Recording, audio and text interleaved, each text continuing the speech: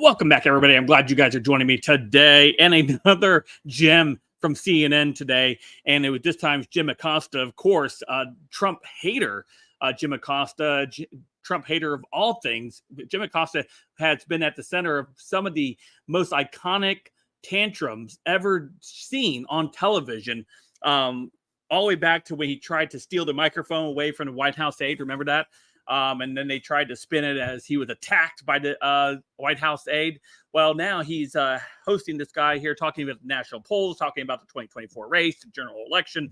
And this dude's brought on, and of course, everyone that's brought on to the CNN is typically Democrat friendly, and they're always lean that way. However, this guy that came in, Jim Acosta is asking him about the polling, about the general election. And the guy's like, yeah, Trump is right there, if not beating him, Biden in the general election. And Jim's like, oh,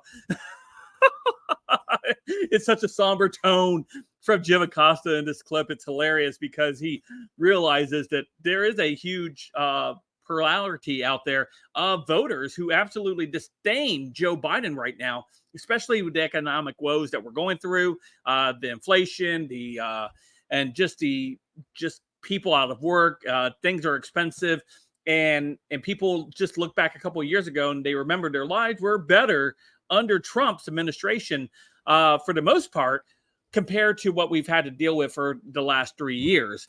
And so it's a pretty stark contrast. And we see CNN people like Jim Acosta becoming more and more nervous if Trump is the nominee. So before we dive into today's video, don't forget to hit that like button, subscribe button. If you're new here, thanks for joining me, allowing me to share some info with you.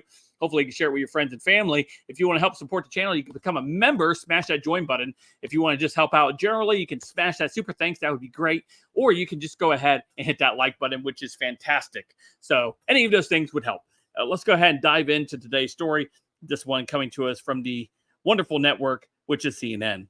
Let's take a listen to Jim Acosta and his somber tone over knowing that Trump is right there. Look here. This is Quinnipiac University. It was a 2-point race in February. Look where it is now. It's a 1-point race. That's well within the margin of error. But take away one thing from this, and one thing only if you take away only one thing. And that is, I think there are a lot of Democrats who simply can't believe that Donald Trump can be elected president again. The polling indicates that Trump is, in fact, in a stronger position at this point than he was during the entire 2020 campaign, according to the national polls. If we had state-level polling, I wouldn't even be surprised if Trump were ahead in the swing states that are most important, Jim. The hardest hit, Jim Acosta. Right, and when the race is that close, it comes down to the Electoral College, and who knows what happens with that. We don't even have those kinds of numbers just yet, but from a national standpoint, you're absolutely right.